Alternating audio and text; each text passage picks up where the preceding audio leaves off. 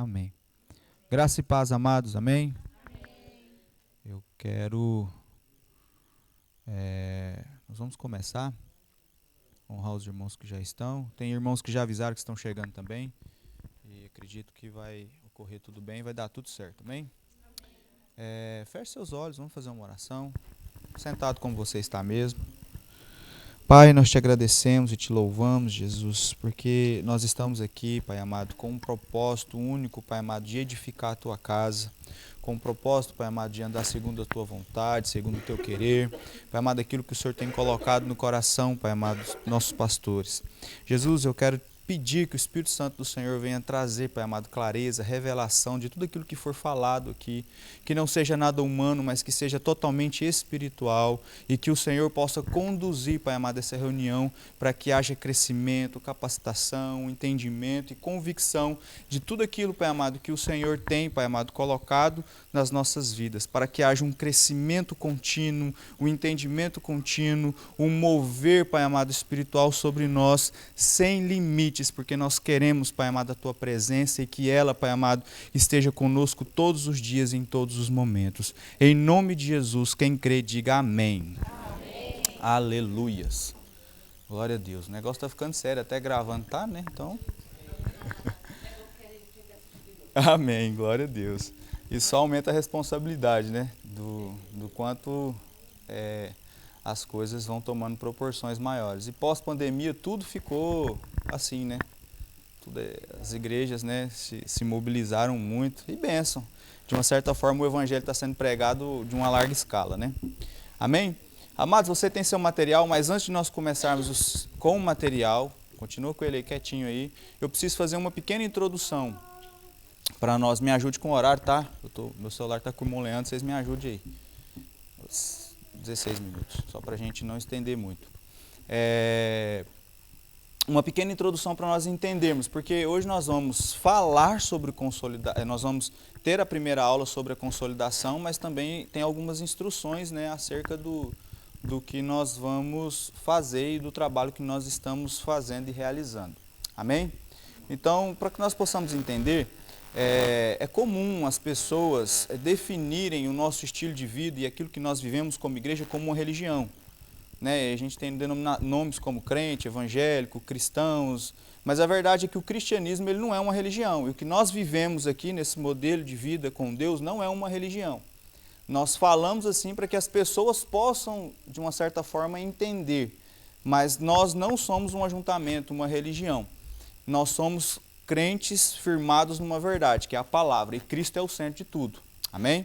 Então, para nós entendermos isso e com as pessoas, para que nós possamos entender o conceito da consolidação, nós precisamos entender que o cristianismo ele tem como uma base algo que eu acredito ser muito importante. Eu denomino que cristianismo é crer corretamente. A forma como eu creio vai determinar o meu comportamento. Então, a maneira como a gente se comporta diz muito a respeito de como a minha fé, onde ela está conectada e onde ela está firmada. Existe uma frase que diz que no dia da angústia mostra onde a sua fé está firmada. Então nós precisamos entender e compreender que o cristianismo é muito mais do que um conjunto de regras, um conjunto de normas e condutas, e não tem muito a ver com comportamento, tem a ver com crer corretamente, estar firmado numa verdade, e o nosso comportamento será resultado da crença correta. Quem está entendendo em nome de Jesus? Então nós precisamos ter entendimento que crer corretamente é importante. Por quê? Porque a minha fé ela vai afetar o meu espírito, ela vai afetar o meu corpo, ela vai afetar a minha alma, minha vida financeira, minha vida familiar, minha vida profissional, minha vida ministerial, em todas as áreas da minha vida a minha fé afeta. Por quê? Porque existem áreas que eu avancei, mas tem áreas que eu ainda não avancei. Por quê? Porque eu ainda preciso deixar que o Espírito Santo me alargue em tal área para que eu possa ser capacitado, porque a minha crença, a minha fé ainda não está firmada da maneira correta em determinado assunto, em determinada área. Então, crer corretamente vai produzir um comportamento correto. Então, todo comportamento é resultado de uma crença. E aí eu posso te falar, né, que se uma crença estiver errada, vai produzir um comportamento errado. Então, nós precisamos, e tem agora dentro de nós, uma responsabilidade. Porque a nossa fé expressa pelas nossas atitudes, pelas nossas ações. Então, não adianta eu falar que creio em tal algo se a minha atitude, o meu comportamento, o meu estilo de vida vai contrário àquilo que eu falo. Então, a minha expressão, o meu estilo de vida, ele tem que andar em conjunto. Aliás, ele é um resultado de uma crença correta. Por isso eu costumo dizer que não existe uma teologia neutra. Né? De alguma forma eu creio em alguma coisa e isso vai ser expresso no meu comportamento. De alguma maneira isso vai ser produzido e a gente precisa entender isso. Então, o nosso estilo de vida tem esse entendimento. Então, o objetivo desse curso de consolidação é compartilhar com as vidas que estão chegando a crença correta, o entendimento correto, o firmamento correto, a base correta, que é Jesus. Por quê? Porque nós estamos convictos de que se você e eu entendermos corretamente todas as práticas cristãs, entender corretamente a nossa base, a nossa identidade, todas as outras práticas cristãs, elas virão como fruto e resultado. Então, às vezes, tem pessoas que têm dificuldade de manter práticas espirituais, como oração, vida com Deus, leitura da palavra, jejum, coisas que são base e fundamentais da vida do cristão. Ele tem dificuldade de manter isso, mas por quê? Porque, de uma certa forma, a fé dele ainda não está firmada naquilo que deveria. E aí, uma pessoa chegou em mim e me perguntou esses dias, não sei se eu falei isso aqui na última reunião, ela perguntou por que eu vinha para a igreja todo final de semana, todo sábado. Eu falei, porque eu preciso viver. Assim como eu me alimento todos os dias, ir para o culto é uma direção da parte de Deus, e ali eu sou alimentado. E naquele alimento, a minha vida, ela começa a produzir vida. Aqui eu sou direcionado, aqui eu sou guiado, uma palavra de Deus é liberada, o louvor, a vida com os irmãos. Essa responsabilidade, esse entendimento faz com que o meu comportamento mude com relação à vida da igreja. Eu trato com responsabilidade, compromisso e com prioridade aquilo que é acerca que diz respeito àquilo que é espiritual da parte de Deus. Amém? Não estou indo muito rápido, o pessoal está entendendo? Amém. É porque tem algumas coisas para falar e eu não quero ser extensivo, irmãos. Eu quero ser bem prático para não ser cansativo. Então, tudo é resultado de uma crença correta a respeito de si mesmo e do que Deus é na sua vida e na minha vida. Então, o meu comportamento é a expressão, é o resultado de como eu me relaciono com Deus. Amém? Por isso, entrar nessa realidade depende da fé. Por quê? Porque a palavra declara enfaticamente que o justo viverá pela fé.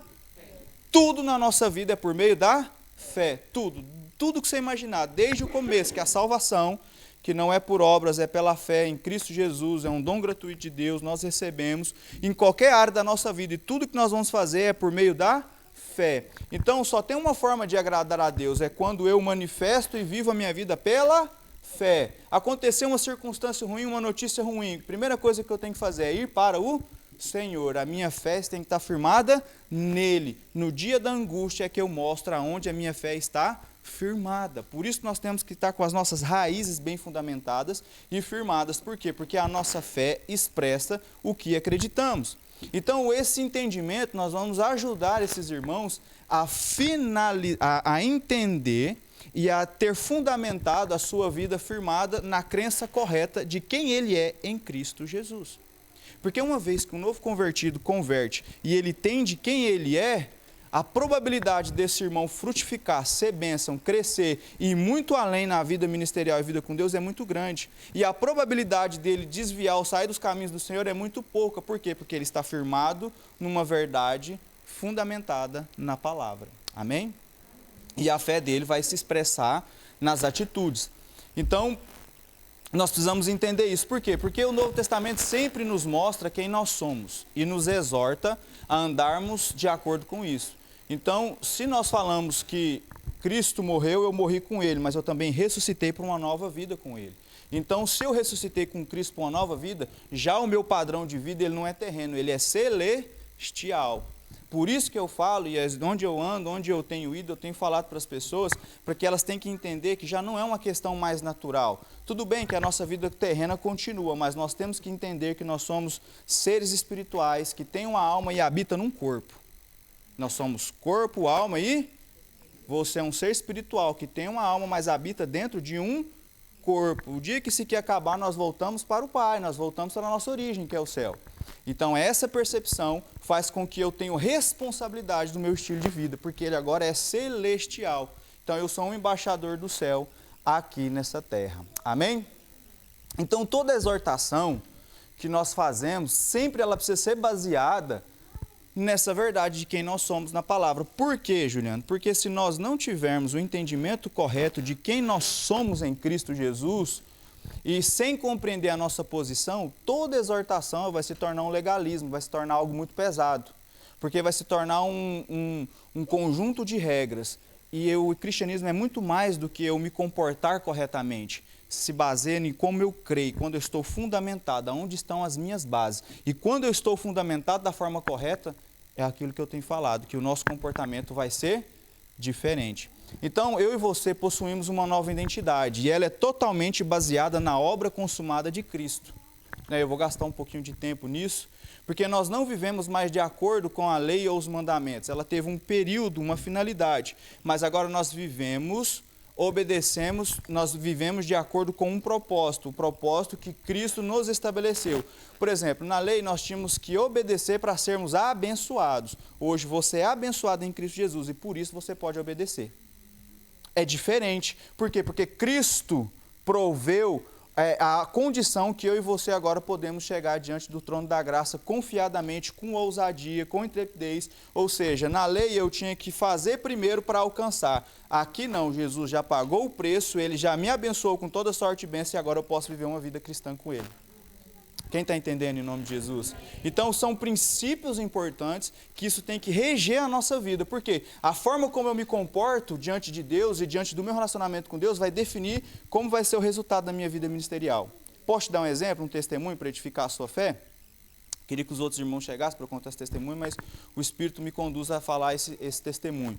Ontem, e eu quero agradecer a Temi e a Esther, porque elas nos ajudaram ontem. A Renata e eu, nós fomos para o hospital, a Renata não estava bem, com algumas questões, nós fomos para o hospital, acho que 8 horas, né, tem uma coisa assim, né, ficamos até 5 horas da manhã, foi essa, uma coisa assim, e elas revezaram entre elas, foi uma bênção, um amor de Deus, agradeço a Deus pela vida de vocês, mas tudo na nossa vida tem um propósito, a Bíblia fala que tudo coopera para o bem daqueles que amam a Deus e são chamados segundo o seu propósito. Nós estávamos lá, preocupados de estar lá, porque as minhas filhas tinham ficado em casa, a gente deixou com uma pessoa, recomendou, né, fez algumas recomendações, porque o meu tesouro são as minhas filhas, né, algo muito importante nas nossas vidas. E aí a gente deixou elas lá, a gente estava no hospital, ficou naquela espera, naquela demora, e todo o tempo a gente conversando, a Temi, com a Esther depois, e eu orando em espírito, sabendo que, né, Deus estava no controle de todas as coisas. Aí a gente foi embora, chegou 5 horas da manhã, 5h30 em casa, aí foi dormir, eu fui tentar descansar durante o dia. Aí eu, durante o dia hoje, em casa lá, terminando de produzir o material para a gente vir orando, aí a Renata tinha ido lá buscar um negócio, e aí uma pessoa falou, eu posso ir lá na sua casa? Eu queria que vocês orassem por mim. Aí ela falou, pode. Ela falou, Juliano, a pessoa tal tá vindo aí, tá? Eu falei, para quê? Ela falou, não, quer que você ore por ela. Eu falei, então tá bom. E aí ela chegou e conversou, eu falei, fala, meu irmão, pode abrir o coração, o que é? Agora é o momento de você falar o que você está sentindo. E ela começou a falar, pedindo oração e tal. Ela falou assim, olha, eu nunca me senti tão bem, tanta paz, como eu senti aqui ontem dormindo na sua casa. Aí ela falou assim, eu dormi bem, eu senti uma paz, eu senti um ambiente tão gostoso, e aí isso, eu quero isso para a minha vida, e tal. A gente conversou com ela, orou, ela aceitou Jesus, fez um compromisso com Deus, vai ser consolidada por uma irmã que Deus já falou no meu coração e ela está aqui, essa irmã. Então, dentro dessa percepção, o que eu quero te falar é o seguinte, quando eu entendo quem eu sou em Cristo Jesus, o ambiente muda por causa da minha fé e porque o comportamento ele expressa o bom perfume de Cristo. Não tem nada a ver comigo ou com a Renata, porque nós somos pecadores, comedor de feijão, falhos, cheio de defeito, mas eu entendi quem eu sou em Cristo. E porque eu entendi quem eu sou em Cristo, o meu comportamento ele é expresso naquilo que eu estou firmado. E a minha fé tem que estar fundamentada em Cristo. A minha fé ela é expressa por atitudes. Então nós precisamos entender essa convicção, que o cristianismo é crer corretamente. Quando eu creio corretamente, o meu comportamento ele é definitivamente num objetivo onde expressa Cristo em todos os detalhes. Amém? Então nós precisamos entender isso. Né, como eu falei, o cristianismo não é uma questão de comportamento, mas é uma questão de vida, natureza. Depois que você reconheceu e aceitou Jesus como seu Salvador, você se tornou uma nova criatura. Deus mudou a sua natureza, Deus colocou a vida dele dentro de você. Isso tem uma implicação. Muitas vezes a gente não fala muito sobre isso, Porque às vezes a gente dá assunto para outras coisas. Mas, por exemplo, um ímpio, uma pessoa que não tem Jesus, e aqui cada um vai poder me falar sobre isso e dar um parecer sobre isso, eu já vi, conheço várias pessoas que conseguiam mudar um comportamento. Mudar o comportamento, ele tem um nível básico. Às vezes a pessoa fazia algo e ela não faz mais, ela teve uma mudança de hábito. Mas o cristianismo é muito mais do que isso, porque Deus muda o nosso interior. Deus muda, a percepção da vontade muda, a percepção do entendimento muda, porque começa uma mudança de dentro para fora. Sempre o Espírito Santo começa algo de dentro e começa para fora. É assim que a gente também entende como Deus age. Tudo que Deus faz através das nossas vidas e nas nossas vidas começa dentro. Dentro de nós, é dentro para fora. O inimigo não, tudo ele começa de fora para dentro. Então nós precisamos entender isso e essa verdade. Por quê? Porque uma vez que o nosso comportamento ele é mudado, a nossa natureza foi mudada antes. O Senhor mudou a nossa percepção, os nossos olhos se abriram e aí houve uma mudança. E isso é expresso no nosso comportamento. Por isso que a fé ela é acompanhada de obras e de um comportamento correto. Amém? Nós precisamos ter essa percepção e esse entendimento. Outra coisa que eu preciso falar é que esse curso não é para nós ensinarmos um conjunto de regras, como eu disse no início, mas a vida cristã não começa com faça, mas sim com está feito. Nós precisamos entender a nossa posição dessa obra consumada e desse entendimento. Por quê? Porque nós vamos entender que Cristo, quando Ele está na cruz, Ele diz que está... O que ele fala? Está consumado. Existe um propósito e o propósito foi feito e nós entendemos. Eu não vou gastar muito tempo nisso, senão a gente ia gastar muito tempo sobre a linha de tempo do porquê Jesus teve que morrer na cruz e qual a implicação disso. A gente pode começar de Adão e Eva e nós vamos chegar até em Jesus. Tudo tem uma linha que se conecta e se entrelaça uma na outra, que explica o porquê que Jesus teve que morrer na cruz. Mas tudo isso é um propósito de redenção, que é o que nós vamos ver hoje na primeira aula, que foi nos tornar filhos. Mas essa obra consumada nos coloca numa posição. Assim como Deus criou um jardim e no sexto dia colocou um homem para desfrutar do que Deus havia feito, assim a obra da cruz nos colocou numa posição para desfrutar de tudo aquilo que Deus já preparou para mim e para você. Agora, isso não quer dizer que nós não viveremos uma vida que às vezes tenha perseguições, lutas, dificuldades, porque Jesus fala que o seu discípulo não é maior do que o seu mestre. Se o mestre sofreu, você pode ter certeza que os seus discípulos vão sofrer também. E se você estiver frutificando e sendo alguém que está fazendo a diferença, você pode ter certeza. O inferno vai se levantar e vai tentar fazer alguma coisa. Mas a nossa palavra diz que ele pode se levantar quantas vezes quiser, mas ele é um derrotado e o inferno não tem poder sobre as nossas vidas. Porque maior o que está em nós do que o que está no mundo. Então é uma percepção que nós precisamos entender a nossa posição. Então o Senhor nos colocou numa obra consumada. Isso significa que eu sou convidado a participar de uma obra que já está terminada. Então esse curso não é para lhe ensinar algo, mas é para mostrar quem você já é em Cristo. E uma vez que eu sei quem eu sou em Cristo, muda toda a minha percepção, porque nós somos convidados a participar de uma obra pronta. Então na sua morte, na sua ressurreição, Cristo já te fez e já me fez justo e santo. Isso significa que em Cristo nós já estamos prontos. Mas quer dizer que estamos prontos? Não. Em Cristo eu tenho uma posição, mas agora eu preciso caminhar em rumo a essa posição. Eu tenho uma posição em Cristo, eu sou justo, santo e irrepreensível. Mas muitas das vezes o meu comportamento não é parecido com isso. O que eu preciso? Me conectar todas as vezes na fonte, viver uma vida de retidão no Senhor, porque essa é a minha posição em Cristo. Amém? Cada vez que eu tenho convicção dessa verdade, a minha percepção vai sendo transformada. Por isso que o Espírito Santo fala que nós somos transformados de glória em glória. Mas tem uma implicação nesse texto. Ele começa falando sobre aquilo que Deus havia dado para Moisés e o que Deus começou a fazer através dessa obra consumada com o Espírito Santo é muito superior ao que tinha dado para Moisés. Ele fala, a glória que estava em Moisés ela é desvanecente, o rosto dele brilhava, mas depois acabava. Mas a ação do Espírito Santo em nós, ela é progressiva. Ou seja, uma pessoa aceita Jesus hoje, ela tem um nível de intimidade, de interação com o Espírito Santo. Ela está no começo da caminhada. A vida cristã, Paulo está falando que ela é progressiva. De tempo em tempo nós somos transformados, nós vamos avançando e amadurecendo espiritualmente no Senhor. Até chegar a uma estatura de entendermos as nossas posições. E quando nós entendemos a nossa posição, nós temos e agimos com ousadia e autoridade no Espírito. entendeu? E a gente tem discernimento. Às vezes a gente percebe certas coisas e fala, não, isso aqui, Deus não está nisso. Ah, surgiu uma oportunidade, uma oferta, não sei o quê. Eu oro primeiro para saber se é a vontade de Deus, porque tudo nas nossas vidas tem que ser guiado pelo Espírito Santo. Nós temos que ter esse entendimento. Amém? Então, uma das coisas mais extraordinárias do Evangelho é o fato de que todas as coisas estão concluídas em Cristo. Infelizmente, né, muitos ensinam de uma forma errada, né, que eu preciso agir assim dessa forma para conquistar algo do Senhor, mas na verdade o Senhor já nos abençoou, já nos declarou, né, quem nós somos nele. Agora a nossa posição é permanecer nela. Nós não podemos desviar desse propósito, desse foco. Por quê? Porque eu e você fomos, né, salvos, justificados, regenerados, nós fomos adotados e tornados filhos de Deus para uma nova vida com Cristo.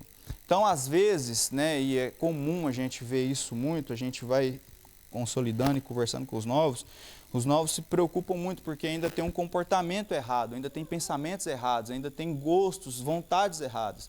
Ah, mas eu ainda gosto disso, eu tenho isso. Você precisa entender que ele precisa compreender e ter revelação cada dia que Jesus já mudou essa natureza. Ele é transformado. E aí não se torna pesado, porque cada dia mais ele vai tomando posse de uma herança. Que herança é essa? Que quando a palavra fala que Jesus é a nossa salvação, se eu não me engano, a palavra no original é sozo. Eu acredito que é isso. E sozo significa salvação completa. Depois os irmãos me corrijam, se eu não estiver enganado. Mas é o que é isso? O Senhor nos salva por completo, em todas as áreas. O Senhor tem bênção, retidão, tem coisas boas, tem propósito. Tudo tem um objetivo, um porquê com o Senhor. E aí, quando nós entendemos isso, nós vamos sendo aperfeiçoados no Senhor. Talvez essa é uma palavra que nós vamos ouvir muito, porque constantemente nós somos aperfeiçoados no amor, nós somos aperfeiçoados nos dons, nós somos aperfeiçoados em tudo aquilo que o Senhor vai fazendo em nós. Porque isso vai gerar frutos. Frutos de justiça depois, porque os nossos frutos são frutos de justiça. E talvez isso é um tema para um outro momento para a gente falar a respeito disso. Amém? Então o problema de muitos é que invertem essa ordem, né, das coisas espirituais, como eu falei, e colocam a obra consumada como alvo final. Mas na verdade ela é onde começa a nossa vida cristã. Então todos nós aceitamos Jesus, nós somos colocados numa posição de filhos. E agora nós precisamos entender para que o nosso comportamento seja transformado. Então, do ponto de vista de Deus, a obra já foi completa nas nossas vidas. O que Ele deveria fazer, Ele já fez. Agora nós precisamos cooperar com o Espírito Santo com uma ação conjunta na nossa vida e nós sermos transformados. Amém?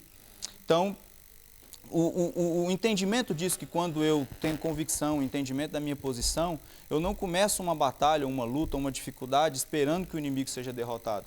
A Bíblia fala que eu já entro na posição, nessa guerra, nessa situação, como uma posição de vencedor. Mas aí isso não quer dizer que eu tenho que ser negligente, que eu tenho que viver de qualquer forma ou fazer de qualquer forma, não. Isso fala que quem é vencedor não anda de qualquer forma.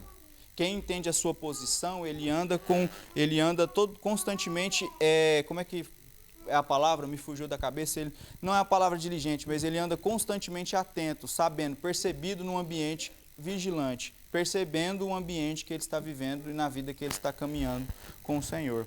Então nós temos que entender que quando o Senhor nos perdoa, Ele nos perdoa de uma forma completa. Nós somos perdoados, nós somos santificados, nós somos justificados. Nós vamos ver um pouco sobre isso. E aí isso nos traz uma convicção, né, que o Senhor já nos abençoou. Efésios 1:3 fala que nós somos abençoados com toda sorte de bênçãos.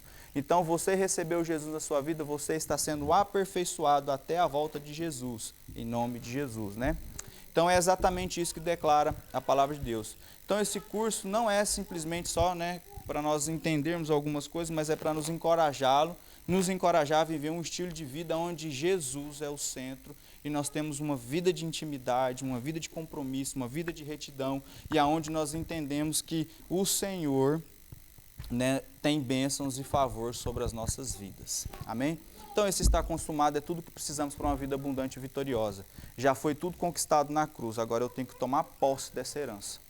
Eu tenho que tomar posse de tudo aquilo que Deus nos confiou e nos entregou. Por isso ele fala, está consumado. É claro que tem uma implicação ainda mais abrangente, eu não quero falar sobre toda ela, quando ele fala está consumado, tem toda uma implicação espiritual mais completa sobre isso, mas eu quero dizer que quando Cristo faz isso na cruz do Calvário, todos nós estamos resolvidos com a questão do pecado, ou seja, Deus resolveu a questão do pecado no último sacrifício, no último ato, que é a cruz. Deus resolveu de uma vez por todas. Não só nos lavou, mas também nos tirou do império e também do domínio do pecado. Então existe sim como nós vivermos uma vida sobre essas coisas, acima dessas coisas. Então todas as vezes que eu entendo o que Cristo fez na cruz, eu me posiciono, eu sei que eu não preciso viver uma vida debaixo do jugo do pecado. Eu peco, eu erro, eu falho, mas eu sei que o pecado não domina a minha vida, ele não é o centro da minha vida. O que é o centro é Jesus e tudo aquilo que eu creio e me baseio no Senhor através da palavra. Amém? Ficou claro até aqui? Se não ficou, irmãos, pode falar, não tem problema, tá? Não tem problema. Pega o seu material aí. O livro, a gente não vai ser possível a gente conseguir ele, né, totalmente assim impresso. Acredito que a gente vai passar sempre assim, os irmãos têm esse material guardado aí, até a gente ver como é que vai ser feito. O pastor está discutindo e resolvendo essa questão, se a gente vai conseguir imprimir esse material e ver como é que a gente vai fazer, tá? O que é a consolidação em si de forma prática? De forma prática, você vai estar com uma pessoa que recém, né, aceitou Jesus, ou uma pessoa que reconciliou, talvez nunca passou por esse processo de consolidação. O importante é que na igreja agora todo mundo reconciliou, aceitou Jesus, precisa passar pelo processo da consolidação. Porque às vezes, aquilo que eu falei no começo, às vezes os irmãos que não estavam aqui não pegou, é que às vezes a crença, o comportamento, ele é expresso porque a fé não está fundamentada da maneira correta. E aí nós precisamos falar uma língua, uma só língua como igreja. Nós precisamos estar alinhados num só propósito, num só objetivo. Por isso nosso coração tem que estar aberto para aquilo que Deus está fazendo. Nós precisamos entender esse conceito. E quando nós vamos reunir com uma pessoa para nós fazermos a consolidação, e as direções são homem com homem, mulher com mulher, né? Tem a questão da idade, que vai ser definido isso também. Tem alguns princípios, algumas práticas básicas que são estabelecidas. Uma reunião, um encontro de consolidação, ela é feita para ser uma coisa prática, mas objetiva, certo? Ela é para ser feita em 1 hora, ela não é para ficar falando assuntos complexos, embora o novo convertido vai ter fome muitas vezes, ele vai ter vontade de saber alguns assuntos, algumas coisas, mas esse não é o objetivo, porque senão a gente vai matar ele de inanição, ou ele vai ficar super cheio de muita coisa e ele não vai conseguir digerir o que ele precisa. E o que ele precisa nesse momento é de ter as raízes dele fundamentadas. Ele precisa saber alguns princípios que vai reger a vida dele, ele precisa crer da forma correta. Amém? Então, nesse primeiro encontro, você, quando for fazer uma reunião de consolidação com essa pessoa, você não vai pregar para ela. Vai ser bem didático, vocês vão ler o livro juntos. Ponto a ponto, passo a passo, eu falo o livro, né, o material, o conteúdo. Por quê? Porque vai passar por um processo de aprendizado. A gente tem testemunhos de irmãos que não sabiam ler, ou que tinham uma dificuldade muito grande de ler, e começou esse processo de consolidação e foi alfabetizado. Como eu não sei, pergunta o Espírito Santo que ele te responde. Então, a gente tem exemplo de pessoas que não sabiam ler, mas começou a ler a Bíblia e aprenderam a ler a Bíblia de alguma forma. Então, assim, essa leitura, esse acompanhamento vai fazer com que o irmão talvez entenda. E eu vou te falar, no começo, muitas das vezes, a pessoa não vai querer ler, porque ela vai ficar com vergonha, às vezes ela não tem uma leitura muito boa, não tem problema. Você lê, você vai acompanhando, você vai conduzindo ela, até ela conseguir se sentir aberta e confortável o suficiente para ler e estar junto com você, lendo o material e abrindo o coração. Nesse momento é importante você perguntar como foi a semana dela, como estão os projetos, você saber como está a vida dela, saber como são os alvos de oração. Tudo isso vai ser dado um scriptzinho para que você possa ser ajudado nesse momento. Por quê? Porque nesse primeiro momento a pessoa ela se sente que ela é amada, ela é cuidada quando ela é ouvida. Então as pessoas, quando você senta com ela para conversar e você a ouve, ela sente que ela está estão fazendo questão dela. E aí, uma simples forma de você ouvir, às vezes você não falou nada, ela está abrindo o coração, ela está se sentindo amada, está se sentindo cuidada. Então, o princípio da consolidação passa por esses caminhos. Amém? Ficou claro até aqui? Então, tá bom. Pega seu material aí, vamos lendo juntos aqui. Então, um dos pontos centrais de todo o propósito de Deus é nos fazer o quê? Filhos. Este é o resultado final de todo o processo da criação e da redenção. Deus deseja se colocar dentro dos seus escolhidos a fim de que eles sejam seus filhos, parecidos com ele, cheios de sua vida e glória. Então, o propósito de Deus não é fazer guardar leis ou seus mandamentos e ordenanças, pois ela foi dada para uma finalidade temporária. O propósito eterno de Deus é fazer de nós seus filhos, herdando as bênçãos e promessas do Espírito Santo para sermos a sua expressão pela eternidade. Aonde quer que andemos, nós expressamos Cristo. É aquilo que Colossenses fala, Cristo em nós, a esperança da glória. Então, por isso, ele nos predestinou para sermos filhos. E aqui, quando fala predestinou, já era um projeto, um propósito de Deus. Não é uma questão de predestinação, talvez alguém possa ter essa dúvida, né? Não é esse sentido. De predestinar é que o Senhor já tinha preparado para nós um caminho de redenção, mesmo depois do pecado. Amém? Então, é só para nós entendermos aqui, que o Senhor já nos predestinou para sermos filhos e nos regenerou para sermos filhos com a sua natureza. Deus não só te fez filho, mas Ele mudou a sua natureza. E aí, como, Juliana? Às vezes eu não percebo isso. É por isso que nós precisamos constantemente nos renovar a nossa mentalidade pela palavra. Porque muitas vezes a gente se amolda aquilo que a gente vê, ou talvez a gente se conforma com o que a gente vê nas coisas do mundo, mas nós precisamos renovar a nossa mentalidade. Por quê? Porque todas as vezes nós precisamos ter entendimento, convicção daquilo que o Senhor começou a fazer nessa obra do nosso interior, que nós estamos sendo transformados, né? A nossa alma precisa ser transformada. Então, portanto, precisamos permanecer na posição de filhos para desfrutarmos da herança. Enquanto estamos enganados e confiamos na justiça da lei, não temos fé para entrar na posse da promessa. Por esse motivo, precisamos avançar e viver como os filhos gerados em plena posse da herança. Amém? É porque nós somos filhos que somos declarados justos. Em Cristo Jesus somos feitos justiça de você. Por causa de Cristo Jesus foi feito justiça de Deus.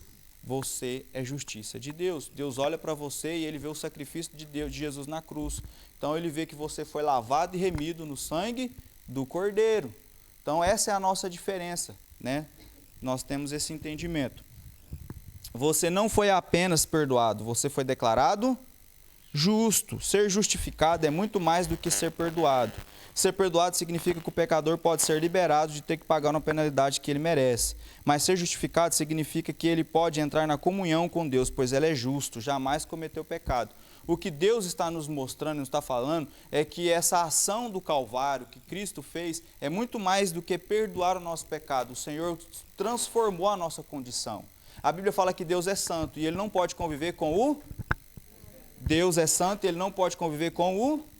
Então, o que Deus teve que fazer? Deus teve que fazer com que algo perfeito fosse perfeito e, como é que eu posso falar? Santificasse algo que não estava perfeito, que era nós enquanto matéria como pecado.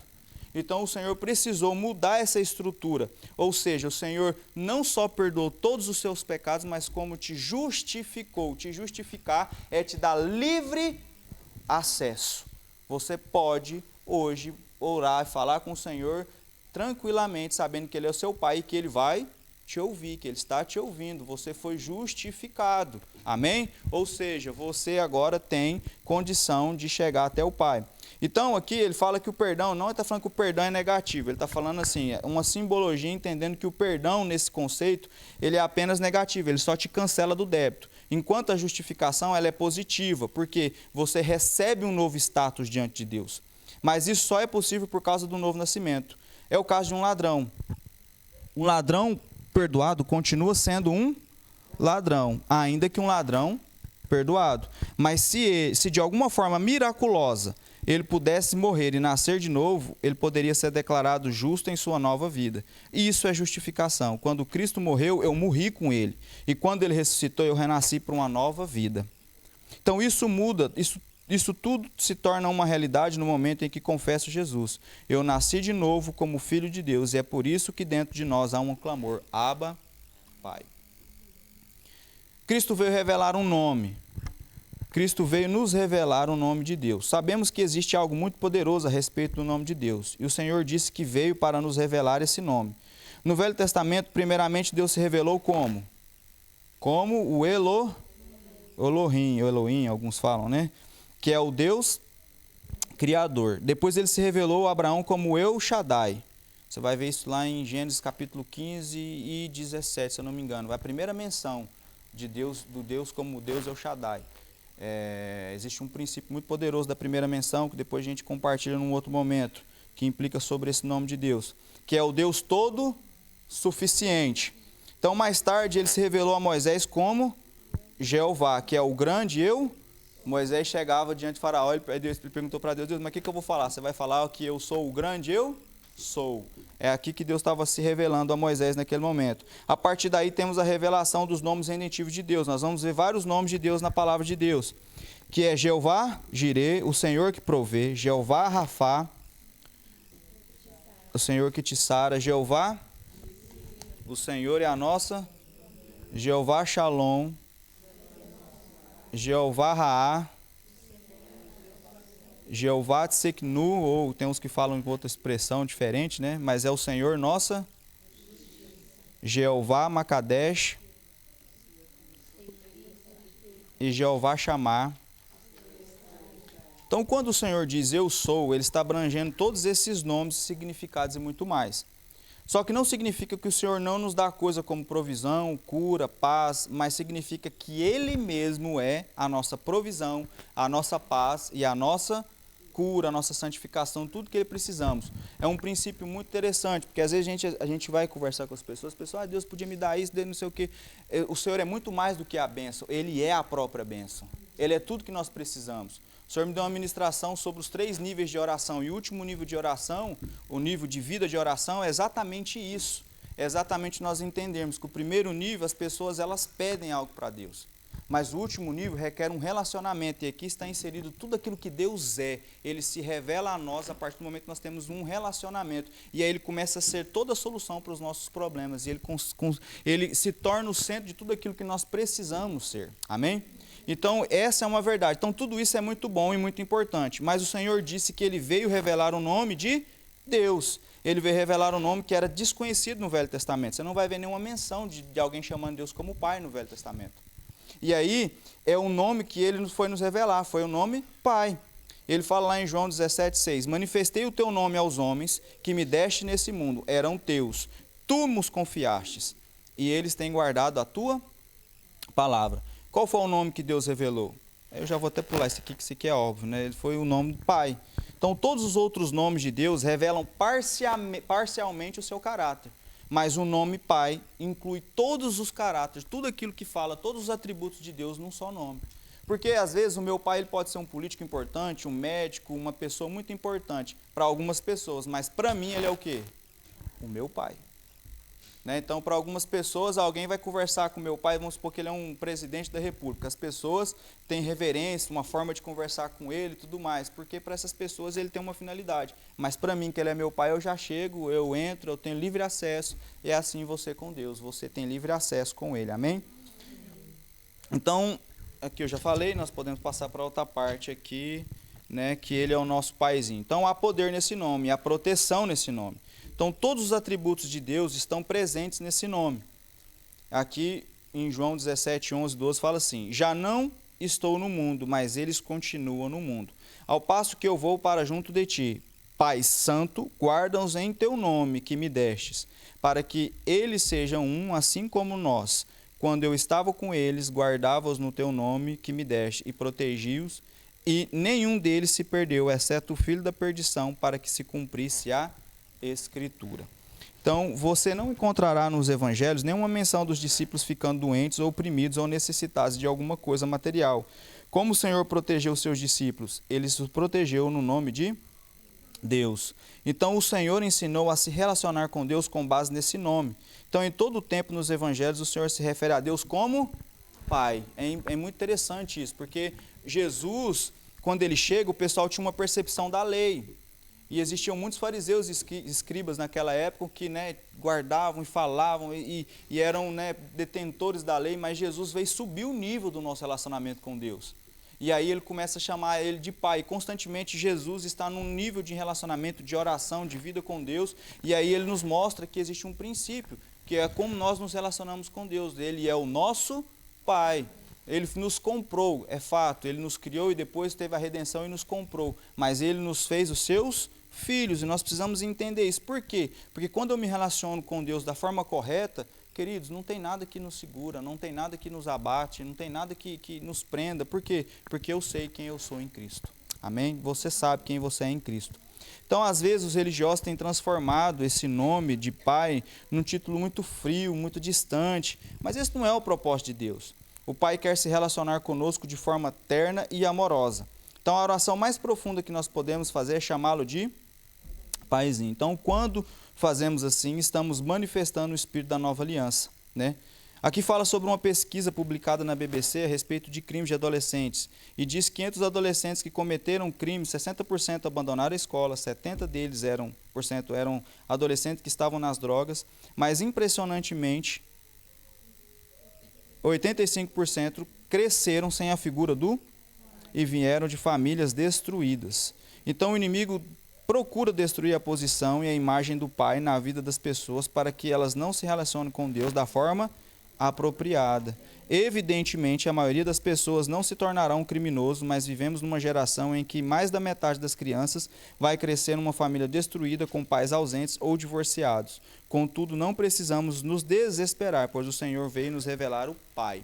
A minha experiência, assim, o convívio que a gente tem tido é que quando a gente começa a falar sobre alguns desses aspectos, né, e principalmente sobre como ser filho e como Deus nos ama, é muito comum você fazer o processo de consolidação e a pessoa está chorando. Porque até então a percepção dela do que ela tinha sobre amor é o convívio que ela tem com as pessoas. E aí eu tenho uma psicóloga aqui, ela vai me corrigir se eu estiver errado. E a percepção que as pessoas têm sobre amor é muito equivocada. É muito baseada na experiência que ela tem, nas coisas que ela vê. E quando a gente começa a falar sobre um amor verdadeiro, puro e perfeito, e as pessoas começam a se sentir amadas, porque isso não tem explicação humana, é simplesmente nós começamos a desfrutar disso. E a gente começa a viver e desfrutar. E aí é muito comum, o Gustavo, que a gente começou a fazer o Consolidação mesmo, ele começou do início ao fim chorando. Tem pai, tem mãe, tem tudo, tem aquela coisa toda, mas eu comecei a conversar com ele e falou, eu não sei porque que eu estou chorando, mas eu sinto que Deus está me abraçando. Mas não é o livro em si, não é isso, mas é como nós mostramos Cristo, querido. É a forma que a gente expressa e mostra para as pessoas. E isso faz toda a diferença. O material é só para a gente ter um norte. E muitas vezes tem coisas que assim, às vezes, talvez você pode até não concordar muito, não tem problema. Mas o que eu quero que você entenda é o conceito principal. É que Cristo veio nos fazer filhos de Deus. E aí nós temos um relacionamento agora com o Pai. Amém? Aí ele fala aqui nesse próximo tópico, Abba Pai, porque não recebestes o espírito de escravidão para viverdes outra vez atemorizados, mas recebestes o espírito de adoção, baseado no qual clamamos, Abba Pai. Então na velha aliança as pessoas viviam debaixo de escravidão e medo de Deus. Teve um tempo que Deus quis ter um relacionamento diferente com o povo, mas o povo falou, não, fala o Senhor com os homens e depois eles falam a nós. Deus queria ter um relacionamento diferente, mas o pessoal tinha medo e receio, né? Porque era uma outra dispensação, isso é uma conversa para um outro momento. Hoje, porém, não precisamos mais viver assim, porque fomos feitos filhos. Pelo Espírito nós clamamos, Abba Pai. Então o Espírito fez questão de deixar essa expressão em hebraico para que não houvesse dúvida. Abba é uma forma como as criancinhas se dirigem aos seus pais, ainda hoje em Israel. Então sua melhor tradução seria Paizinho. Então, uma forma íntima e amorosa de se relacionar com seu pai. A menos que você seja capaz de chamar Deus de Paizinho, você ainda está debaixo de um espírito de escravidão e de medo. E eu vou te falar, existem, eu conheço pessoas, eu tenho um amigo que ele vira e fala assim, eu não consigo relacionar com Deus. Eu tenho dificuldade de pedir as coisas para Deus ou de falar com Deus. Eu só agradeço, eu não quero que Ele me dê nada. Isso, de uma certa forma, parece assim, nobre, mas isso é arrogância. Porque quando você vai conversar com ele, ele tem um problema muito sério com o pai dele, porque o pai dele tem problemas com o vício, ele não conversa com o pai dele, ele tem um ódio mortal do pai dele, o pai dele nunca deu uma balinha para ele. A expressão do relacionamento dele com o pai é como ele se relaciona com Deus. Então a gente tem uma preocupação e a gente vê isso e a gente vai tratando essas coisas tudo pela graça, irmãos, porque muitas vezes a gente não vai estar capacitado para algumas demandas, algumas coisas que a gente faz, mas eu vou te falar, se eu e você nos movemos no Espírito, o Espírito Santo fala algo no nosso coração, uma palavra que você fala muda a perspectiva dessa pessoa, ela é liberta, ela é transformada, ela é mudada, ela é alcançada, o coração dela é ganhado mais ainda para Jesus, ela muda, essa convicção ela é transformada, sabe por quê? Porque Deus usa figuras de linguagem, Deus usa a família tradicional para mostrar como seria o nosso relacionamento com Ele. Mas a verdade é que o nosso relacionamento com ele é algo muito mais poderoso que tudo isso. Mas ele fala de uma forma para que eu e você possamos entender. Amém? Então, a menos né, que... eu já falei essa parte, né? Então... Aonde é? Eu me perdi aí. A expressão outra vez, que quando ele fala a expressão outra vez, se refere à lei do Velho Testamento. Naquele tempo as pessoas se relacionavam com Deus debaixo do medo próprio de um escravo. Então hoje, porém, podemos chamar, né, clamar pelo paizinho, Abba Pai, na velha aliança, e havia apenas servos, mas hoje nós somos feitos filhos de Deus. Amém? Essa parte aqui você pode ler lá com ele, não sei se tem essa parte que fala, minha filha quando era pequena... Sim, fala né, que ela não precisava saber falar e conhecer minha vontade para pedir algo. Tudo que ela precisava fazer era gritar por papai no meio da noite. Né? E qual o pai que não vai ver o que o filho está pedindo? Né? Então ela não precisava clamar, que habita no quarto ao lado, todo poderoso, pai não sei o quê. Ele não precisava falar isso. Socorre-me, eu socorro presente. Não, ela falava. É só apenas gritar por pai, e ele vinha né, e socorria. É claro, irmãos, que vai muito além disso, nós temos que ter um entendimento que essa primeira conversa são para pessoas que estão tendo o primeiro contato com o Evangelho, com o entendimento, e é um conteúdo mais leve, mais assim.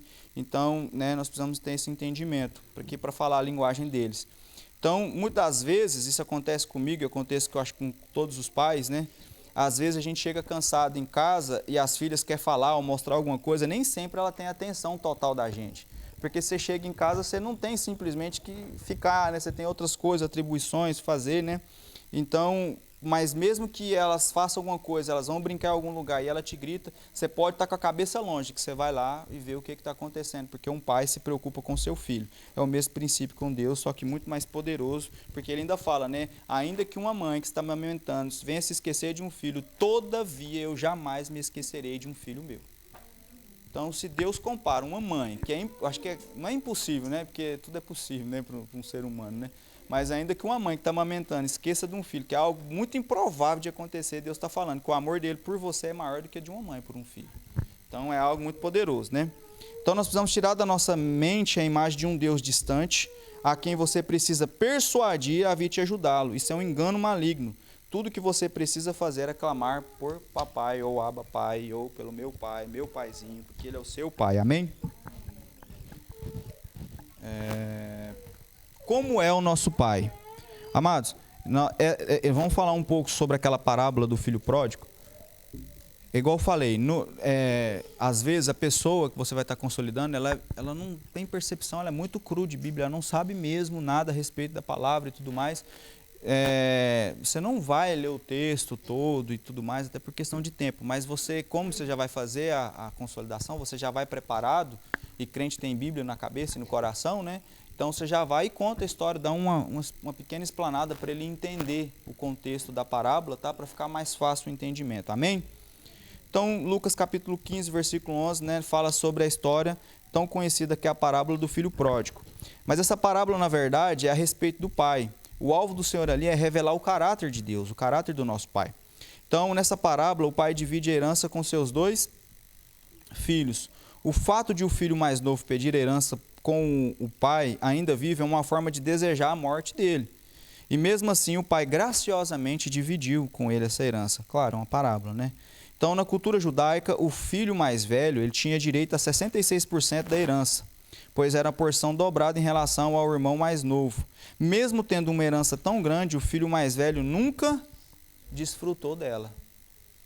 Nunca desfrutou dela. E é interessante isso, porque tem gente que passa uma vida inteira com o Senhor, ou pelo menos deveria, né? E ele não desfruta daquilo que Deus tem para a vida dele. E eu falo de todos os níveis. Desde um básico até níveis espirituais, ministeriais, e às vezes a gente se conforma com essa vida terrena e a gente começa a viver para nós mesmos. Isso é uma coisa que nós precisamos aprender, queridos, que o Senhor não nos chamou para vivermos para nós mesmos, o Senhor nos chamou para viver uma vida que Ele planejou, amém? Então, o mais novo saiu pelo mundo e gastou todo o seu dinheiro em suas orgias, bebedices, e quando não tinha mais dinheiro, seus amigos o abandonaram e ele se tornou um cuidador de porcos, que é a profissão mais indigna para o judeu. Ele nem comia o porco, que dirá ficar lá junto com ele, né? Então, num dia, ele caiu em si e disse: quantos trabalhadores do meu pai têm pão com fartura e eu aqui estou morrendo de fome? Levantar-me-ei e irei ter com meu pai e lhe direi: pai, pequei contra o céu e diante de ti, já não sou digno de ser chamado teu filho, trata-me como um dos teus trabalhadores. E levantando-se foi para o pai. Perceba que em nenhum momento ele se importou de ter partido o coração do pai, nessa história contada. Em hora nenhuma ele se preocupou com o pai, mas apenas consigo. Ele voltou para casa porque tinha. O pecador nem sempre ele vai voltar porque ele entende que ele precisa de Jesus. Ou ele vai vir porque ele precisa de Jesus. É porque a vida dele está um caos. Está um caos. E por causa disso nós temos a boa nova para ele. Então a isca é só o problema dele, mas depois que ele recebe Jesus, a vida muda e a percepção é outra. Não tem como alguém ter um encontro com Jesus e a vida continuar a mesma. Amém? Por isso? Então, a barriga dele levou ele para casa, estava com fome. Então, todavia, mesmo assim, o pai ansiava pelo filho perdido. E nesse momento, temos o retrato do nosso pai. O mundo está clamando pelo amor do nosso pai. Então, aqui fala que vinha ele de longe quando o seu pai o avistou e, compadecido dele, correndo, o abraçou e beijou. E o filho lhe disse: pai, pequei contra o céu e diante de ti, já não sou digno de ser chamado teu filho. O pai, porém, disse aos teus servos: trazei depressa a melhor roupa, ponde-lhe um anel, né, no seu dedo e as sandálias nos seus pés. Trazei também e matai um novilho cevado. Comamos e regozijemo-nos, porque este meu filho estava morto e reviveu, estava perdido e foi achado, e começaram a regozijar-se com ele. Engraçado que cada coisa dessa que o pai faz com ele tem uma implicação espiritual, tem um princípio espiritual. A gente não vai falar sobre isso porque não é o motivo, mas depois estude esse texto, o Espírito Santo vai falar com você a respeito de cada uma dessas da roupa, da veste, do anel, cada um tem das sandálias tem um significado espiritual. Então, quem supostamente poderia estar irado e desapontado era o pai, mas em vez disso ele estava cheio de compaixão e de perdão. Então, no entanto, o irmão mais velho é que ficou irado lá de dentro, ou lá de fora da festa. Ele vivera toda a sua vida tentando merecer esse amor do pai, mas tudo já era dele, porém ele nunca tinha desfrutado de nada. Então, nunca havia saído de casa, mas também não conhecia o seu amor. Não olhe para a sua performance, olhe para a graça do pai. O pai, entretanto, estava cheio de alegria pela volta do seu filho. Interessante que Jesus conta essa parábola, mas ele também conta outras duas parábolas. Eu não lembro a ordem certa, mas ele conta a parábola da ovelha perdida e da dracma perdida. A ovelha perdida é o filho que saiu e a dracma perdida é o filho que se perdeu dentro de casa. Então, conta-se que o Alexandre, o grande, certa vez foi abordado por um mendigo pedindo esmolas. Imediatamente ele atirou 2 moedas de ouro. O seu escudeiro, vendo aquilo, lhe questionou: por que dar 2 moedas de ouro se 2 moedas comuns iam satisfazer a necessidade desse mendigo? Aí o Alexandre respondeu: 2 moedas comuns não são apropriadas, aliás, são apropriadas para a necessidade do mendigo, mas elas não retratam a grandeza do Alexandre.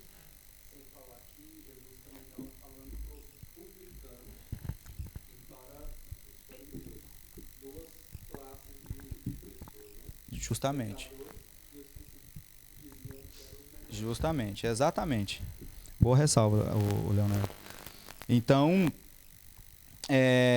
o que Deus está querendo dizer aqui com essa história ilustrada aqui sobre o Alexandre?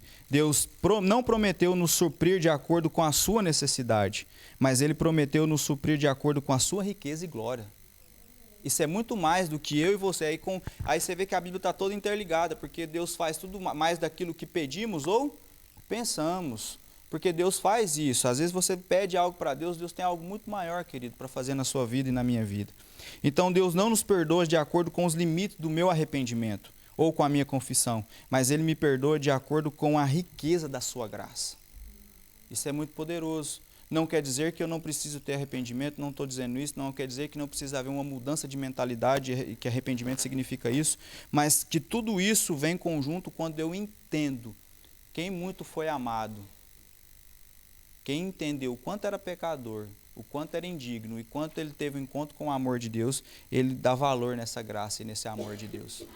A vida dele não é perdida, ele não vive de qualquer forma, amém? Então o pai se compadeceu. Jesus disse que quando o pai avistou o filho, compadecido dele, correu, o abraçou e o beijou. A primeira coisa que o Senhor diz é que o pai se compadeceu. Então, o pai estava sempre olhando no horizonte, esperando por seu filho. Naquele tempo, mesmo as pessoas ricas viviam juntas nos vilarejos, por uma questão de segurança. Assim, todo vilarejo sempre via, que ele está fazendo, né, está conjecturando, né? Os olhos fixos no horizonte, esperando pelo seu filho. Eles certamente se compadeciam do homem, mas amaldiçoavam o filho ingrato. Se fosse nos dias atuais, todo mundo estaria falando mal desse filho, sim ou não? Que moleque mais insolente, né? Sem vergonha, quer farriar, pega o dinheiro do pai. O pai também é um coitado, um banana, dá o dinheiro pro filho. Não, é ou não é? É, desejando a morte do pai. Hashtag filho ingrato, sei lá o que eles iam fazer, né? Hã? Bastardo. Infelizmente ia ter um textão, às vezes o pai ia estar indignado e fazer um textão, como diz o pastor falou naquele dia, né? No Facebook, chateado com meu filho. Então, esse pai foi completamente rejeitado e se tornou objeto de ridículo. Seria assim, queridos, nos nossos dias, e também seria naquela época, se a história tivesse ocorrido, né? Então ele perdeu uma grande quantidade de dinheiro devido à atitude do filho, mas mesmo assim, seu coração estava cheio de compaixão. Então o Senhor está aqui nos dizendo como é o coração de Deus. Ele não está cheio de ira e condenação, mas ele está pleno de compaixão. É o amor de Deus. O pecador, ele precisa entender essa questão do quanto Deus o ama, do quanto Deus... Porque quando a Bíblia fala que Deus amou o mundo de tal maneira, Deus já conhecia eu, já sabia que peça que eu era. Já sabia o quanto eu e você não valíamos nada, mas mesmo sabendo quem nós éramos, Ele estendeu o seu amor. E por causa disso, você está aqui hoje. Amém? Aleluia. Então nunca devemos pensar que apenas os pródigos precisam provar do amor do Pai. Mesmo aqueles que nunca saíram da casa precisam descobrir esse amor. Muitos crentes nunca tiveram uma experiência profunda com o amor do Pai. Isso é muito, muito sério, irmãos. Isso é muito sério. Por isso que o nosso papel como consolidadores, como líderes, como homens e mulheres que vão discipular vidas, é para despertar, ativar irmãos. Tem irmão, querido, que está na igreja há muito tempo e nunca teve uma experiência profunda com Deus. E a vida dele entrando, saindo, é a mesma, talvez até vai decaindo nisso, né? E nós não podemos permitir isso no nosso meio, nós precisamos ajudar uns aos outros em amor, amém? Então essa parábola deveria ser chamada de a parábola do pai pródigo, pois ele não se importou com seus bens, mas estava disposto a dar tudo novamente ao seu filho, mesmo que ele nada merecesse. Nosso pai extravagante em sua generosidade. Eu vou te falar algo, talvez vai até te chocar. Deus não te abençoa conforme o seu merecimento, até porque nós não mereceríamos nada do que vem de Deus. Até a salvação, a graça e tudo que Ele nos entregou não tem nada a ver com o meu merecimento, com o meu comportamento de merecer alguma coisa. Deus fez isso porque Ele simplesmente nos amou. Estava no coração do Pai fazer isso, estava no coração de Deus fazer isso. E o que isso implica, Joana? Quando eu tenho entendimento disso, a minha vida muda, o meu comportamento muda, o meu compromisso muda, o meu relacionamento com Deus muda, tudo muda. Tudo muda, porque a pessoa deixa de fazer jejum para ganhar alguma coisa, ou de orar em prol de uma bênção, ou de um milagre. Ela crê que isso tudo já lhe foi dado. Agora, como filha, ela só toma posse. O jejum é para matar a própria carne e se aproximar de Deus. Amém. Amém. É exatamente isso. Então, nós precisamos ter esse entendimento. Amém, igreja? E Deus chamou você Você, para continuar fazendo a diferença. Não é que você não está fazendo, não, irmãos. Você é um instrumento nas mãos de Deus. E Deus quer ativar isso de uma forma mais poderosa ainda. De uma forma mais ainda que, sem limites, o que Deus quer fazer através da minha e da sua vida. Amém? Abra o seu coração para aquilo que o Senhor está fazendo na sua vida. Amém? Então, a segunda coisa que o pai fez foi correr. No grego, há mais de uma palavra para correr. Uma palavra fala de corrida lenta e constante, enquanto outra fala de uma largada explosiva. Qual das duas você acha que Jesus usou aqui no grego? Uma explosão em direção ao filho. Ele correu no ritmo do seu coração, um coração cheio de amor. O pai viu o filho vindo ainda longe e correu em sua direção. Naqueles dias, pessoas idosas não corriam, pois era considerado indigno. Mas o pai ergueu a sua roupa e correu em direção ao filho. Ele abriu mão de sua glória como pai. E este é o único lugar da Bíblia que diz, que ele fala que Deus correu, né? Mas que fala sobre menção desse pai ter corrido. Então, quando fazemos menção de nos voltarmos para ele, ele imediatamente corre em nossa direção. Querido, deixa eu te falar uma coisa, só para ilustrar sobre isso. O projeto e o coração de Deus não é que a gente padeça por conta do pecado e por causa das nossas escolhas.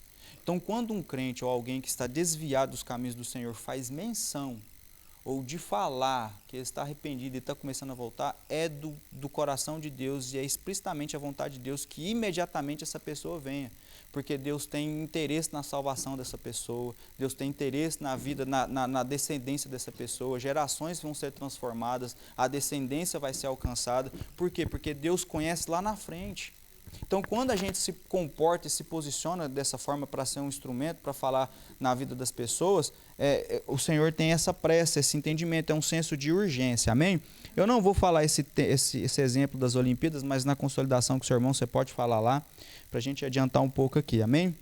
Então o pai o abraçou. A terceira coisa que o pai fez foi abraçar o filho.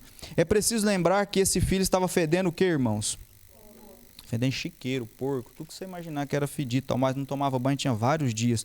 Ontem a Esther e a Temi experimentou um pouco disso ontem lá no hospital. A gente estava sentado, tinha um rapazinho que eu acho que ele não lavava o pé, tinha 1 mês e meio, eu acho. Tava difícil ficar perto dele. Não é fácil, né?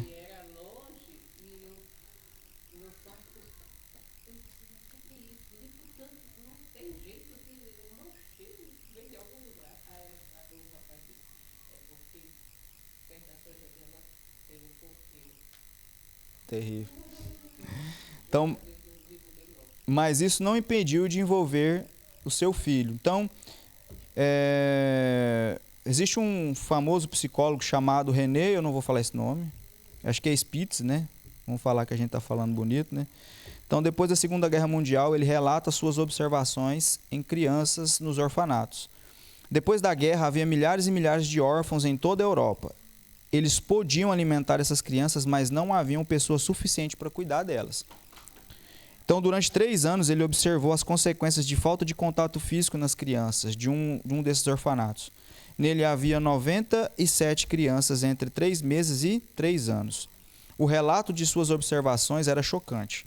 Ele disse que depois do primeiro mês, muitas delas não comiam e não conseguiam dormir e algumas ficavam com o olhar fixo na parede. Depois de 5 meses, muitas crianças choravam incontrolavelmente. Quando alguém tentava pegá-las no colo, elas gritavam de medo. No fim de 1 ano, 1/3 daquelas crianças haviam morrido. Elas não morreram porque não havia comida, mas por absoluta falta de contato físico, como abraços e beijos. Isso é uma necessidade, né, nossa como ser humano. Necessidade de ser amado, né? Então, essa história é bem triste, mas ela mostra a necessidade que um homem tem do abraço do pai. E esta não é apenas uma necessidade natural, mas espiritual. Então, conta a história também de um pastor, né, que tinha uma filha que ela estava num estado grave de bulimia e anorexia na adolescência. E ela estava morrendo de desnutrição. Certo dia, ele orou a Deus desesperadamente por sua filha e então sentiu um forte impulso para abraçá-la. E ela se debateu no começo, mas ele o abraçou com força. Depois de alguns minutos, ela começou a chorar convulsivamente e ele apenas repetia que a amava. Ela chorou por horas, mas depois disso ela passou a comer e foi totalmente curada. Hoje o pai corre em nossa direção cheio de compaixão para envolvê-lo num abraço amoroso. Repito, então, tem pessoas que no processo vão chorar, vão começar porque eles vão perceber, né, a falta de afeto de muitas coisas que aconteceram na vida deles. Porque, irmãos, vamos ser sinceros, o pecado judia das pessoas. Ele acaba com as pessoas e a intenção do inimigo é realmente matar, roubar e destruir, né? Então o pai o beijou, mas isso não é tudo. O texto diz que o pai também o beijou, e o interessante é que a palavra grega usada aqui não significa um simples beijo, mas significa beijar muitas vezes, repetidamente, de forma terna e afetuosa. Lembre-se de que o garoto ainda cheirava a chiqueiro de porcos, mas isso não impediu o pai de beijá-lo muitas vezes. Este é o nosso pai. Essa parábola é para nos revelar o pai. Há um pastor americano muito conhecido chamado Joy, me ajuda aí, Bailey. Ele conta que na época dos hippies, seu filho se rebelou e deixou a família, a igreja, e resolveu se juntar a eles, com cabelos longos e usando drogas. Um dia seu pai estava procurando por ele e numa noite o encontrou dormindo com muitas outras pessoas num galpão. O pai entrou com cuidado, desviou-se dessas pessoas dormindo, inclinou-se e o beijou. Não muito depois disso, o garoto se converteu, recebeu a Cristo e se tornou um grande líder. Depois ele testemunhou ao seu pai: "Você sabe o dia em que minha vida mudou? Foi aquele dia que você foi até aquele galpão e me beijou." Então você pensou que eu estava dormindo, mas eu estava acordado. Naquele instante eu pensei que se o meu pai pode me amar tanto assim, quanto mais o meu Pai Celestial. Querido, eu preciso fazer uma pausa aqui. Quando Jesus perguntou para Pedro se ele amava ele 3 vezes, daqui nós podemos tirar umas 10 ministrações e 10 explicações de estudos bíblicos sobre isso. Mas ele perguntou várias vezes, 3 vezes para Pedro se ele amava ele. E no final Jesus falou o que para ele? O quê? Apacenta as minhas ovelhas. A forma mais prática de você demonstrar o quanto você tem um relacionamento com Deus, o quanto você entendeu que você é amado e que você ama a Deus, é quando você resolve amar alguém ou cuidar de alguém. Isso é muito forte. Por quê? Porque quando ele entendeu que se o meu Pai Celestial, olha que é Pai, me amou, imagina Deus. Eu vou te falar, tem pessoas que vão olhar para você e falar assim: se você tem tido encargo e zelo de cuidar da minha vida dessa forma, quanto mais Deus não tem sobre a minha vida.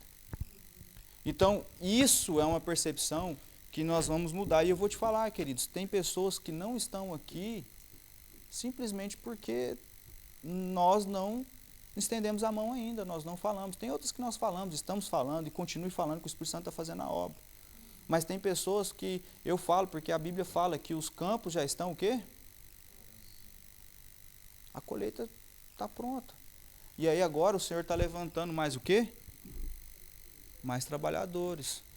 O Senhor está nos levantando, está levantando um exército, está levantando um povo comprometido com a palavra, comprometido com o Senhor, em ser usado, em ser ousado, em fazer a vontade dEle. Sabe por quê? Porque eu não acredito, estava falando com o pastor Kessler, eu não acredito no evangelismo irresponsável. Eu não acredito. O que é o evangelismo irresponsável, Juliano? O pastor conta uma história, ele chega e pergunta: o que vocês achariam de pais que pegou o seu filho recém-nascido agora e colocou no meio de uma calçada onde estava cheio de cães ferozes e largou esse filho lá e foi viver a sua vida? Todo mundo fica indignado. Todo mundo fala: mas que pai, que mãe inconsequente, que pessoas mais, né? E ele fala: esse é o tipo de crente que sabe que uma pessoa converteu e não está junto com ela para cuidar dela. Porque o inimigo é como esses cães ferozes que estão tentando destruir a vida das pessoas. E, querido, eu vou te falar, tem pessoas que aceitam Jesus, têm um coração, um desejo, uma vontade, mas logo esse fogo acaba porque falta um entendimento de alguém fazer essa transição, de ajudar esses irmãos a estarem avançando na caminhada com Cristo, na caminhada com Deus. E isso me preocupa muito. Me preocupa por quê? Porque tem pessoas que poderiam estar vencendo e vivendo uma outra vida e não estão vivendo. E aí, quando nós temos esse entendimento, essa percepção do amor de Deus e que a expressão do nosso amor com Deus é para com as pessoas, porque, vamos ser sinceros, nós nos relacionamos com Deus, mas ninguém viu a Deus aqui.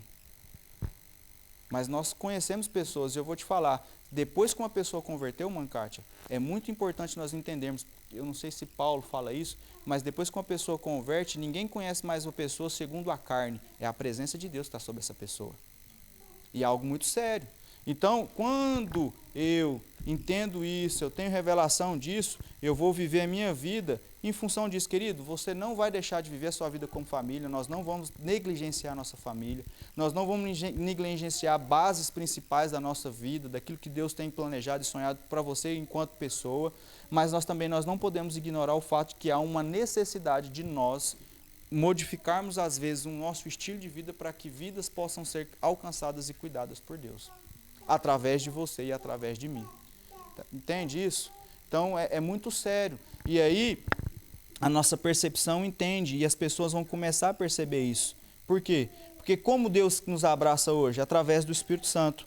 E eu acrescentaria, através do Espírito Santo sendo usado por pessoas.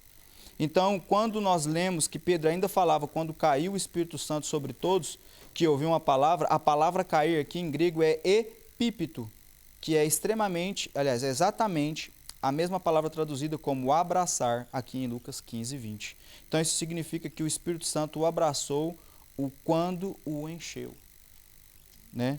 Então, quando nós entendemos isso, muitas das coisas vão sendo mudadas e transformadas. Né? E aí, a nossa vida e o nosso convívio como igreja vai sendo transformado. Não tem como uma igreja dessa não avançar, não tem como uma igreja dessa não crescer, não tem como uma igreja dessa não cumprir o propósito de Cristo. Amém? Pode falar, né?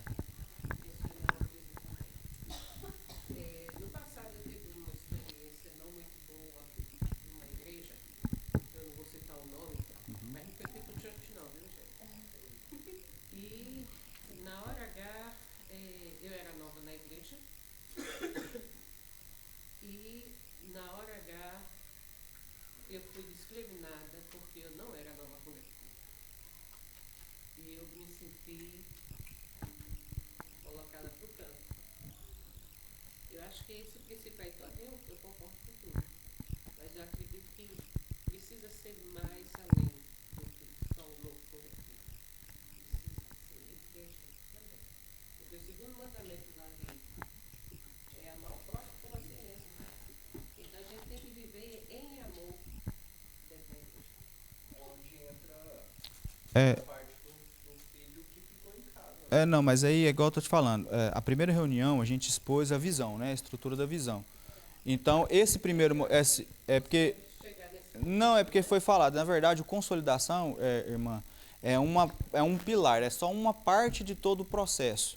O discipulado vão cuidar desses irmãos que estão aqui, que estão de alguma forma sendo cuidados, estão sendo, de uma certa forma, as células vai ter esse papel, esse fundamental desses irmãos que não são novos convertidos, estão aqui, de uma certa forma têm uma vida com Deus, e eles vão ser cuidados, tanto na célula quanto no discipulado. Entendeu? Então a consolidação é só mais uma base. Porque assim, vamos ser bem sinceros, eu vou ser bem sincero, os irmãos me corrijam se eu estiver errado. A igreja ela tem muito mais facilidade de cuidar de quem não é novo convertido do que quem é novo convertido. A gente tem muito evento para crente, muitas palavras que as pessoas que já são crentes entendem, mas o novo convertido é tipo assim, aceitou Jesus, fica aqui, irmão. Você vai avançando aí, você vai crescendo. Mas nós precisamos atender essa necessidade. Então, eu entendo que o nosso objetivo de quem está aqui é que nós vamos avançando.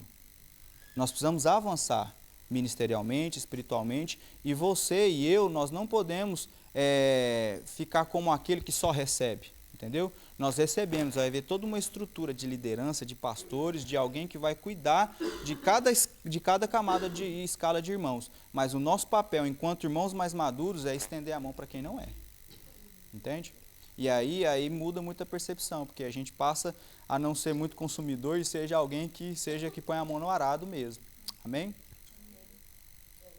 Pode. Mas eu acho que até é interessante que quando você está muito tempo na igreja, isso aqui não é novidade para nenhum de nós, mas pelo menos para mim, quando eu estava lendo isso de novo, era como se fosse, caraca, tipo, relembrando isso para mim, né? Relembrando cada um desses detalhes novamente. Então eu acho também é muito interessante a consolidação para as pessoas que talvez já estão na igreja também, por esse fato de talvez se eles estão com dificuldades em continuar na fé, de eles serem realimentados e dar uma reavivada, sabe?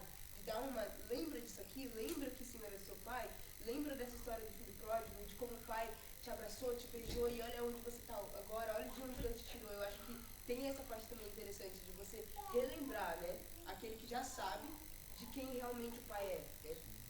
Sim, mas a intenção é que todos sejam. Sim. Todos sejam.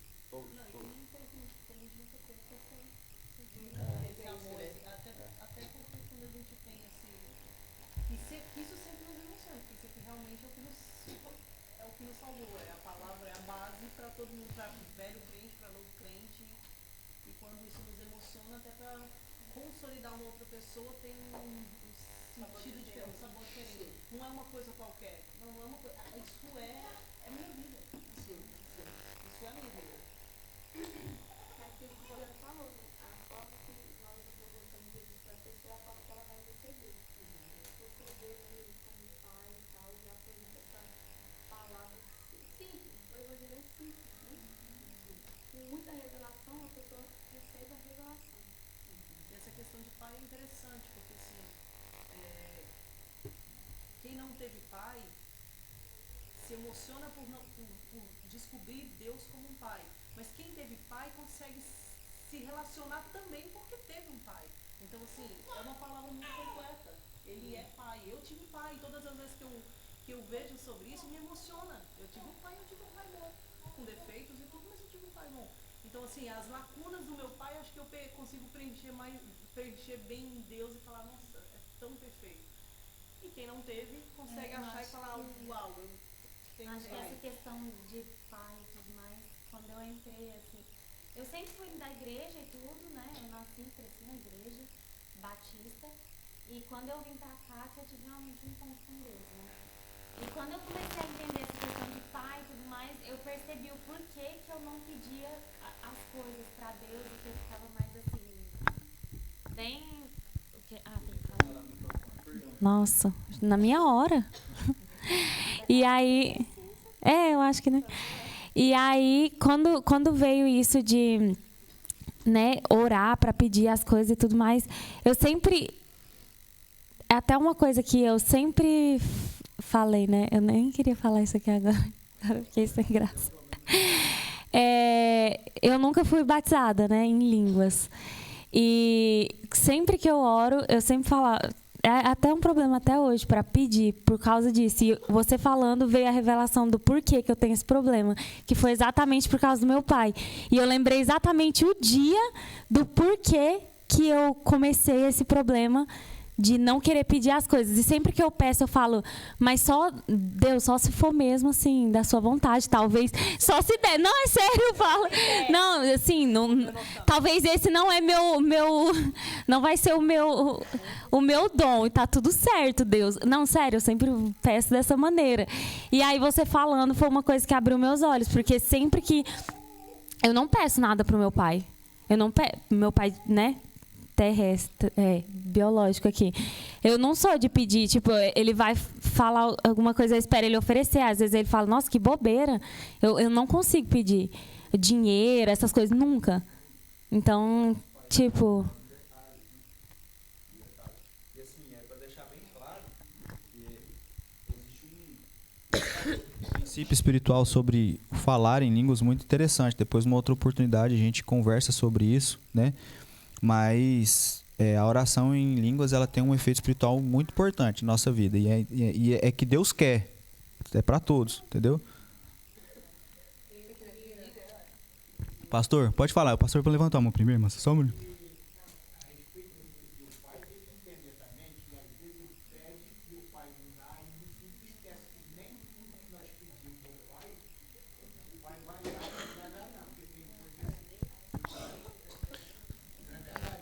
Sim, mas aí a gente parte para um outro ponto. Mas é importante o senhor ter falado isso, porque aí nós vamos falar sobre maturidade. Paulo fala sobre que o filho, enquanto ele é novo, ele nada difere do quê? Do servo, do escravo. Então, tem coisas que Deus não me entrega, não me entregou ainda, porque eu, Juliano, não tenho maturidade para aquilo. E aquilo não vai ser bênção na minha vida. Agora, quanto tudo a isso, irmãos, é porque assim, como é que eu posso falar? Tudo que nós temos que caminhar e entendendo na vida cristã é muito complexo. A gente não vai resumir tudo dentro de um contexto, mas tudo isso está dentro. O 5 talentos e 3 mil. Nem todo mundo tem 5 talentos, e nem todo mundo prega uma multidão, nem todo mundo abraça. Sim, Nem tem 3, mas todos aqueles que aceitam Jesus ganham um talento. ganha um talento. Na verdade, nós temos uma administração em cerca dessa estrutura que vai falar exatamente o que o senhor está falando aí. Então, quando chega a ponto de o filho pedir e o pai não dá, não é que vai se entristecer. Às vezes a gente pede errado. Entendeu? E tem a hora certa para receber aquilo que a gente quer. Agora, como que a gente consegue conquistar o nosso pai em casa aí? Eu tive um pai que eu tenho orgulho do meu pai, mas nunca pude me dar muita coisa. Entendeu? No aniversário eu fui ter pouco depois que eu casei, entendeu? Agora eu ganhava, mas não estava na cabeça. Tá ficando, gente. Prejuízo. Era isso. Eu não tinha esse tipo de coisa. Mas como caráter, como, entendeu? Ele me deu vários exemplos. Mas eu não entendia o porquê. Aí eu já pulo de um lado para outro, quer ver? Quando se fala que uma pessoa nova convertida não tem recebendo igual às outras que já estão mais à frente, todo mundo se vê que parece que o novo convertido foi rejeitado, não tem isso? Então, por exemplo, eu fui criado com 11 filhos. E entre 11 filhos, quando a gente ia brincar, os pequenininhos vinham, não, você não, fica aí. É mais ou menos por aí. Aí quer dizer, quando é para abraçar os menores, a gente tem que. É. Aí eles choravam, se sentia Inferiores, né? inferior. É a mesma coisa. O que nós temos que mais abraçar é os novos convertidos, porque o novo convertido é considerado como criancinha, bebezinho. É porque, na verdade, o entendimento, o intuito é que, assim, irmão, eu vou falar bem rasgado, posso? Posso falar rasgado? Existe um nível de comprometimento, de responsabilidade, né, que nós entendemos. O Senhor trata cada um conforme o seu relacionamento e maturidade, certo? Então, existe um nível de tratamento que Deus tem comigo, existe um tipo de tratamento que Deus tem com o irmão que está numa caminhada diferente. Então, tem coisas que Deus espera de mim, não que Deus espera assim que Ele precisa algo de mim, mas que Ele confiou em mim e é algo que eu preciso dar a resposta certa. Então, por falar bem rasgado, falando no microfone. Tem coisas que você e eu temos maturidade para fazer que não precisa que ninguém fale, que nós precisamos entender isso, a nossa responsabilidade. Então, não é uma questão de esse é mais importante, esse é menos importante. O corpo é importante. Nós estamos só estruturando as nossas bases para nós entendermos como isso funciona, como isso aqui vai funcionar, como isso aqui funcionar, qual é o lugar disso daqui.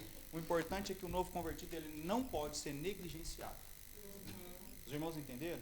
E aí, de uma certa forma, ele chegou, por exemplo, essa irmã que foi lá, essa irmã, eu falo irmã porque agora ela é da família de Deus, ela falou que quer compromisso e tudo mais, mas ela quer porque ela falou ali na hora, mas o que o inimigo vai fazer com ela depois?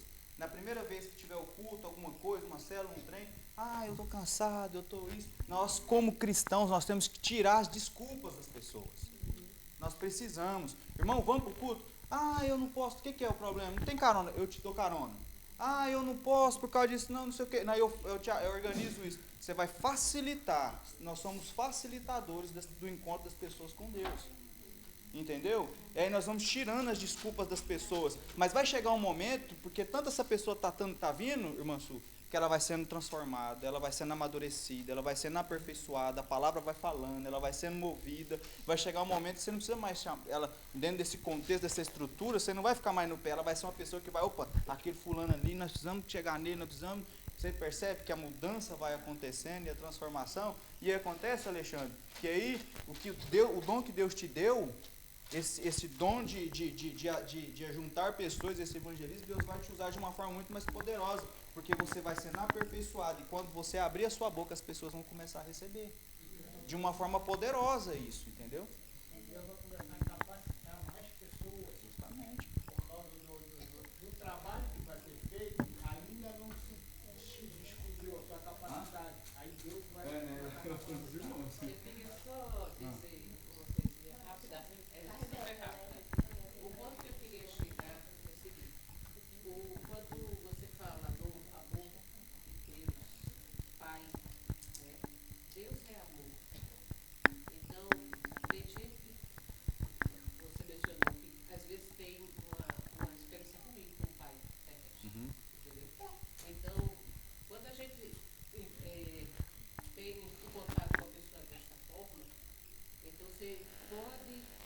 mencionar que Deus é amor. Então, qualquer tipo de amor que a pessoa tenha, experimentou da vida, Deus é o próprio amor. Então, a pessoa vai poder fazer a conexão através do amor. Então, na hora H que eu me senti discriminada, porque eu não era nova convertida, mas se todo mundo viver em amor dentro da igreja, essa lacuna não apareceria, porque eu ia sentir o amor das pessoas da igreja comigo. Porque é mandamento de Deus, amar Deus sobre todas as coisas. Né? Então, se a pessoa tem a melhor experiência de amor que a pessoa teve foi, por exemplo, um marido, então você diz, ó, aquilo ali é amor. Então, e Deus ainda é mais perfeito, porque Deus não muda, Deus não divorcia, É. Deus não abandona. Deus é imutável, né? Amém. Pastor? Pode encerrar? Amém. Vamos ficar de pé, irmãos?